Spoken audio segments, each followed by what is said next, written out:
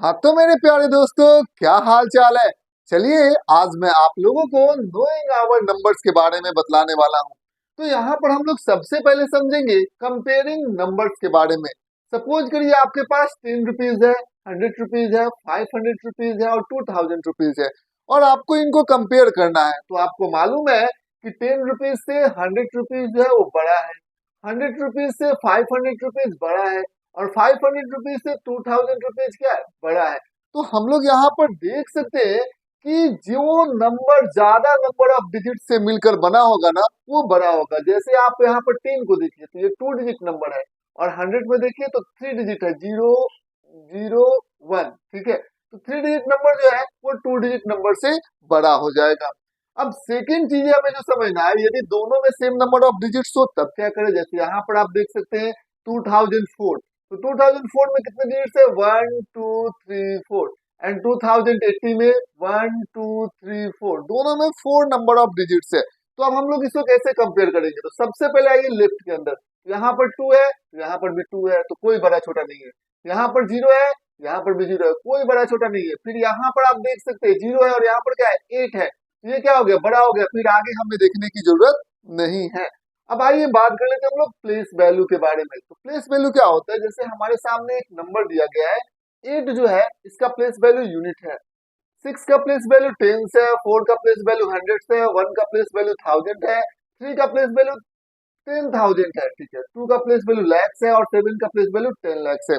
Again इसी place value को हम लोग इंटरनेशनल में कहें तो 8 का प्लेस वैल्यू यूनिट ही होगा, 6 का प्लेस वैल्यू टेंस ही होगा, 4 का प्लेस वैल्यू हंड्रेड ही होगा और 1 का प्लेस वैल्यू थाउजेंड होगा और 3 का प्लेस वैल्यू 10,000 होगा। लेकिन जो हमारा 2 का प्लेस वैल्यू होगा इंटरनेशनल में वो होगा 100,000 और जो 7 का प्लेस वैल्यू होगा वो 10 लाख में इंटरनेशनल में होगा मिलियंस। ठीक है, तो ये चीजें हम लोगों ने समझ लिया। हमारे सामने एक क्वेश्चन है कि आपको प्लेस वैल्यू ऑफ 4 पता करना है। तो आप देख सकते हो 4 यहाँ पर है, तो यहाँ पर लिख देंगे पहले 4 और 4 के बाद कितने डिजिट है, 1 2, तो यहाँ पर 2 0 हम लोग लगा देंगे। अगेन बात कर लेते हैं फेस वैल्यू ऑफ 4। तो किसी भी नंबर का जो फेस वैल्यू होता है ना वो सेम नंबर हो जाता है, तो इसका आंसर क्या हो जाएगा, 4 ही होगा। अब बात कर लेते हैं इंडियन सिस्टम न्यूमरेशंस के बारे में। तो सबसे पहले हम लोग पीरियड्स के बारे में बात करेंगे। तो पीरियड्स क्या हो गया, यहाँ पर करोड़ हो गया, तो करोड़ को दो पार्ट्स में डिवाइड किया गया, करोड़ 10 करोड़।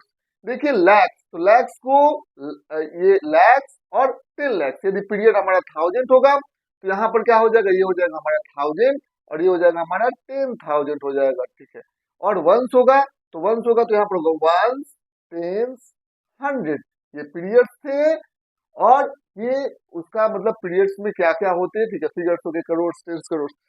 अब आइए आगे बढ़ जाते हैं। यहाँ पर हमारे सामने क्वेश्चन है, write name in Indian systems. तो इंडियन सिस्टम्स में हम लोगों को सबसे पहले नेम्स लिखना है। तो हमारा सबसे पहला काम क्या है, सबसे पहला काम है कोमाज निकाल लगाना। तो कोमाज हम लोग कैसे निकाल लगाते हैं, पीरियड्स के बाद। तो पहला पीरियड कितने डिजिट्स के बाद आता है, 3 डिजिट्स के बाद आता है। तो यहाँ पर पहले इंडियन सिस्टम्स में 3 डिजिट्स के बाद पहले कोमा लगाइए। फिर और हम लोगों को कहाँ से राइट शिफ्ट चल रहा है, फिर उसके बाद 2 डिजिट्स के बाद कोमा लगाइए, फिर उसके बाद 2 डिजिट्स के बाद कोमा लगाइए। तो हम लोगों ने कॉमा सिंपल तरीके से लगा लिया। अंत में 2 डिजिट बचे या 1 डिजिट बचे कोई फर्क नहीं पड़ता। अब हम लोग इसको लिखते हैं तो क्या हो जाएगा, ये हो जाएगा, देखिए वंस, टेंस, 100,000, 10,000, लाख, 10 लाख, करोड़, 10 करोड़। तो क्या हो जाएगा, 65 करोड़ हो जाएगा। ठीक है, ये चीजें हम लोगों को समझना होगा। 65 करोड़। अगेन 32, ये क्या हो जाएगा, ये लैक्स में है तो 32 लाख हो जाएगा। ठीक है, 65 करोड़ 32 लाख। और उसके बाद क्या, 75, ये क्या हो जाएगा, थाउजेंड में आ जाएगा, ये थाउजेंड इसका पीरियड है। तो 75,000 हो गया। और ये क्या है, 829। इस तरीके से हम लोगों ने इसे कैलकुलेट कर लिया। अब आइए बात कर लेते हैं इंटरनेशनल सिस्टम ऑफ न्यूमरेशंस के बारे में। तो इसमें हमारा क्या होता है, देखिए इंटरनेशनल में क्या होता है, जैसे वंस है तो यहाँ पर वंस होगा, टेंस होगा, 100 होगा, थाउजेंड है तो यहाँ पर थाउजेंड होगा और यहाँ पर हो जाएगा 10,000 हो जाएगा और 100,000 हो जाएगा। ये चीजें आपको समझना होगा। मिलियंस में होगा तो यहाँ पर होगा मिलियन, फिर हो जाएगा 10 मिलियन, फिर हो जाएगा 100 मिलियन। ये चीजें आप लोगों ने समझ लिया। अब आइए आगे बढ़ते हैं हम लोग। तो insert commas write name in international system. तो यहाँ पर हमारे सामने नंबर्स दिए गए हैं, तो सबसे पहले हमें कॉमा इंसर्ट करना है। तो इंटरनेशनल में हम लोग क्या करेंगे, राइट से स्टार्ट करेंगे और 3 डिजिट्स के बाद कॉमा लगाएंगे। इसमें भी क्या होगा, 3 डिजिट के बाद अंत में जो है वो 2 डिजिट, 1 डिजिट कुछ भी बच सकता है या 3 डिजिट। यहाँ पर अंत में 3 डिजिट्स बचा हुआ है। अब इसको हम लोग लिखना चालू करते हैं। तो ये क्या है, आप देख सकते हैं, ये आप देख सकते हैं 653, 653, और ये क्या है, इसका पीरियड क्या है, मिलियन है। तो यहाँ पर क्या लिख देंगे, 653 मिलियन। ठीक है। अगेन अब देखिए यहाँ पर 275 है, तो 275 और इसका पीरियड्स देख लीजिए, पीरियड्स क्या हो जाएगा, ये हो जाएगा हमारा 1000। ये हो जाएगा, हम लोग लिख सकते हैं हम लोग क्या, 1000। ठीक है। अब आइए आगे बढ़ जाते हैं हम लोग 829, 829 इस तरीके से हम लोग नंबर्स का नेम लिख लेते हैं। चलिए आइए हम लोग कुछ क्वेश्चंस करते हैं। 1 lakh is equal to how much, 10,000। तो 1 लाख में हम लोग यहाँ पर देखेंगे 1 10 100 1000 10,000 लाख, ये हो गया। 1 लाख में कितने जीरो है, 1 2 3 4 5 जीरो है। अगेन बात कर लेते हैं यहाँ पर फिल द ब्लैंक्स 10,000, यानी कि 10 इंटू 1000।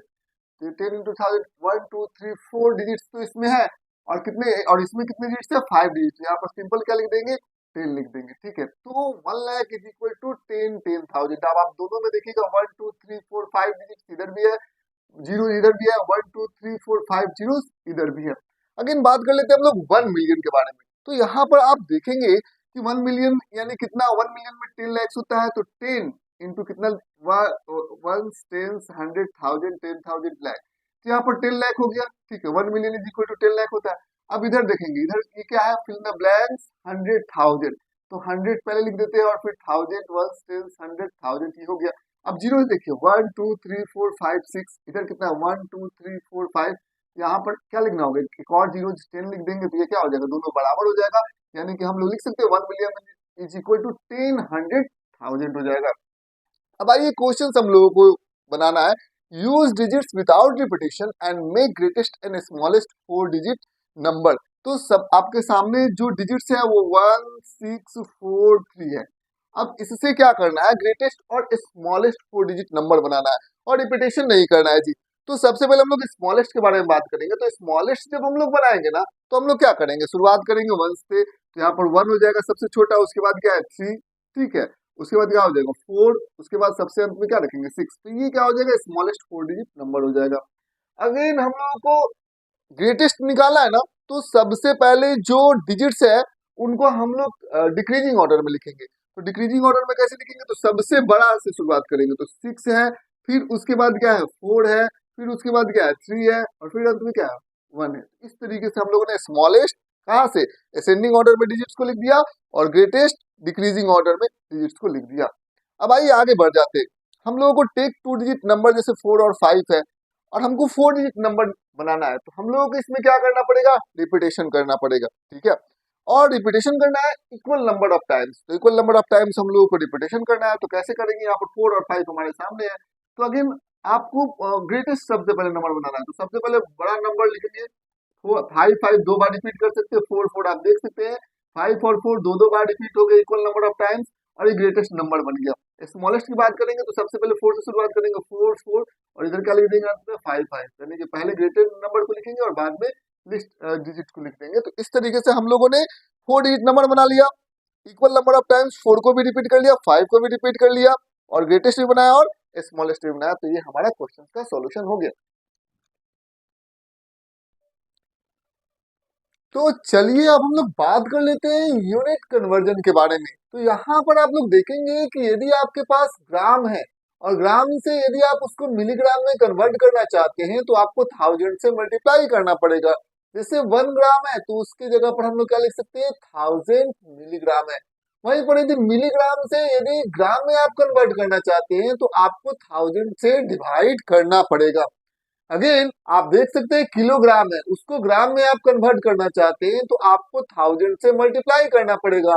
जैसे 1 किलोग्राम है, इसको ग्राम में कन्वर्ट करेंगे तो हमको 1000 ग्राम मिलेगा। अगेन 1 ग्राम को यदि हम लोग जो ग्राम है उसको हम लोग किलोग्राम में कन्वर्ट करना चाहते हैं, तो हमें 1000 से डिवाइड करना पड़ेगा।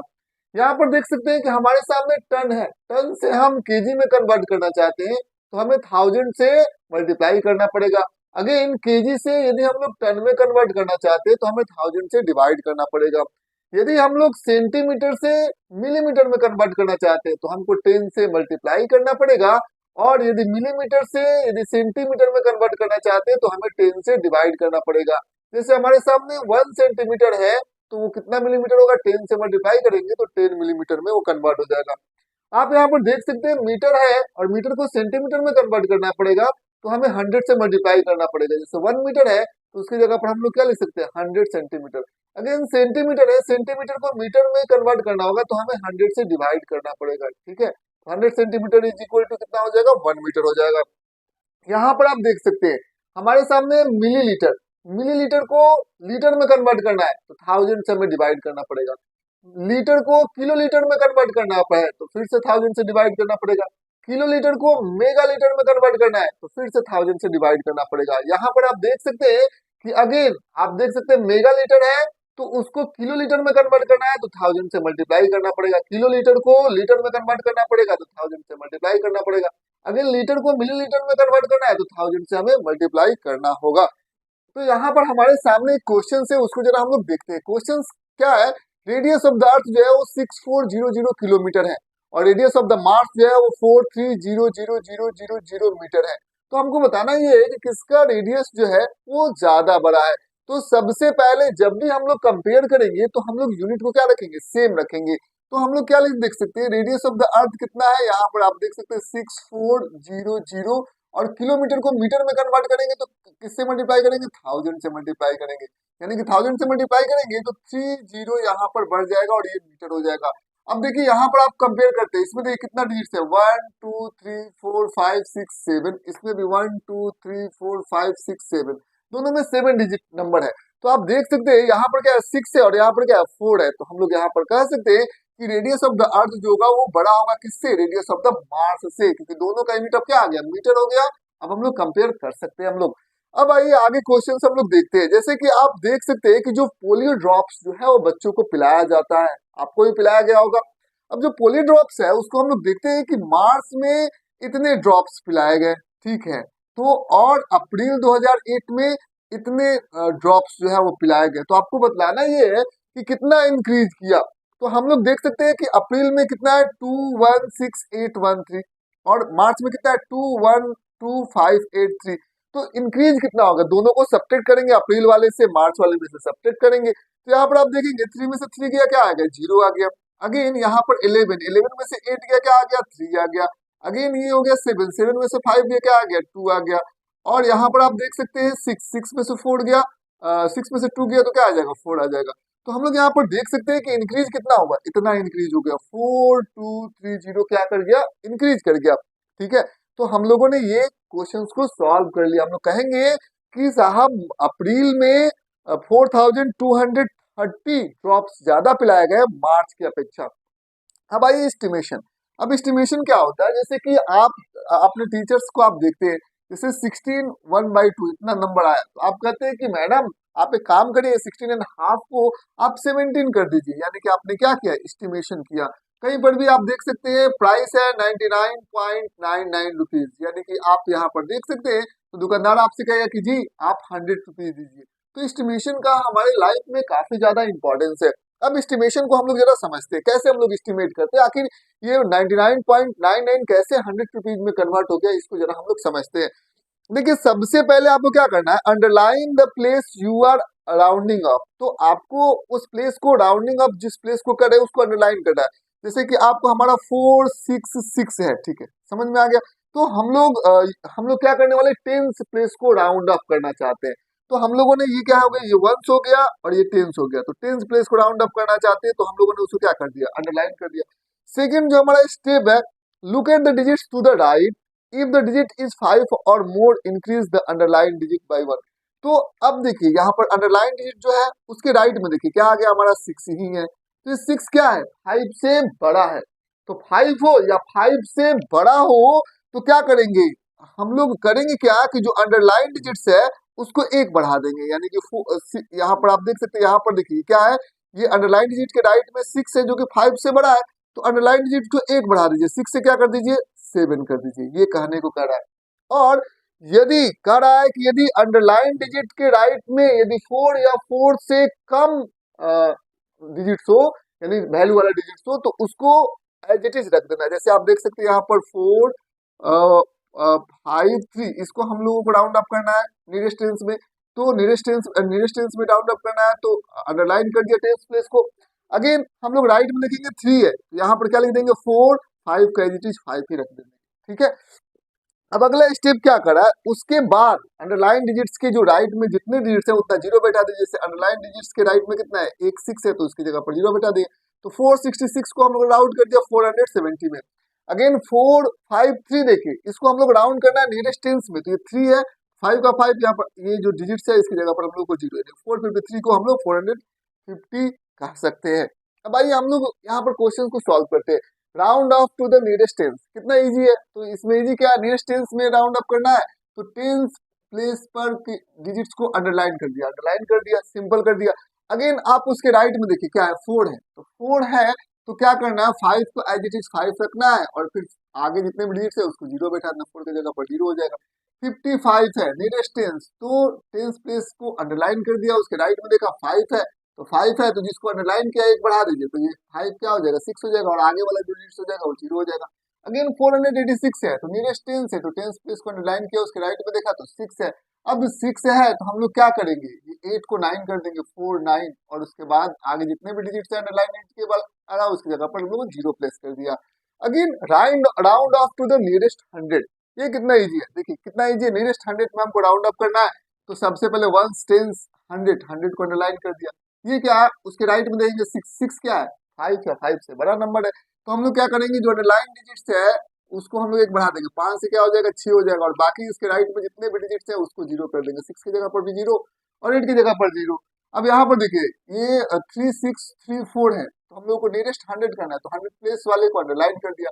उसके राइट में हम लोग देखते हैं, राइट में हमारा क्या है 3 है, 3 क्या है 4 या 4 से छोटा नंबर है, तो हम लोग क्या लिख देंगे 6, 3 6 की जगह पर 6 ही रख देंगे। अगेन 3 और 4 की जगह पर 2 जीरो बैठा देंगे। इस तरीके से हम लोग राउंड अप करेंगे।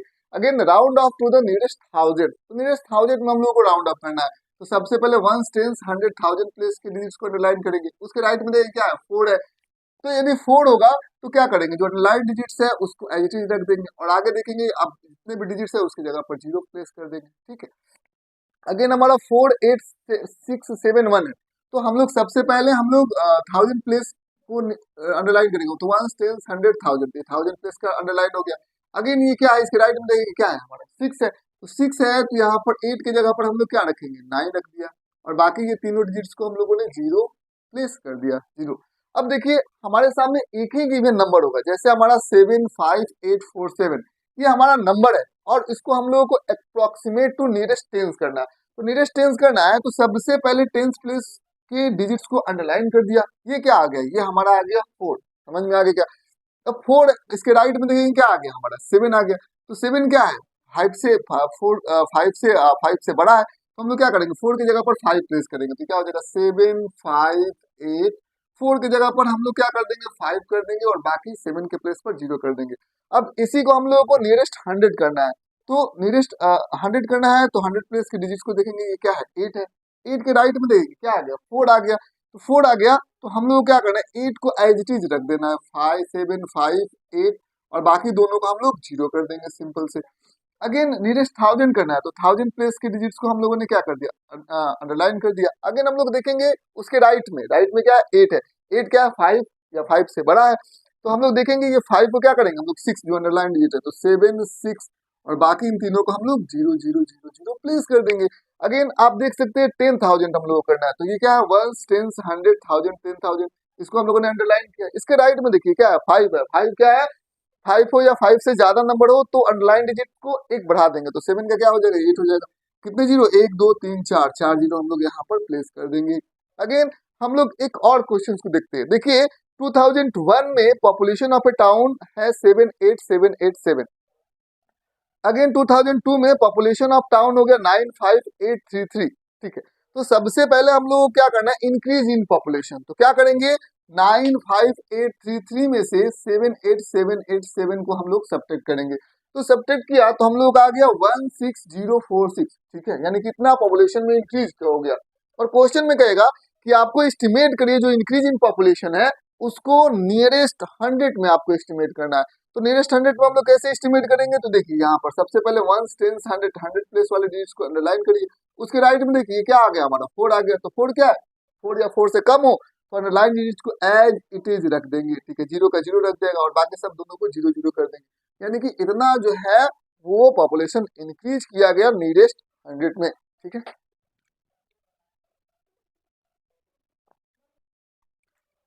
तो चलिए अब हम लोग बात कर लेते हैं रोमन न्यूमरल्स के बारे में। तो देखिए 1 को हम लोग आई से लिखते हैं, 2 को हम लोग डबल आई से और 3 को हम लोग ट्रिपल आई से, 4 को हम लोग आई वी से लिखते हैं, 5 को हम लोग वी से लिखते हैं और 10 को हम लोग एक्स से लिखते हैं और 50 को हम लोग एल से लिखते हैं और 100 को हम लोग सी से लिखते हैं और 500 को हम लोग डी से लिखते हैं, ठीक है।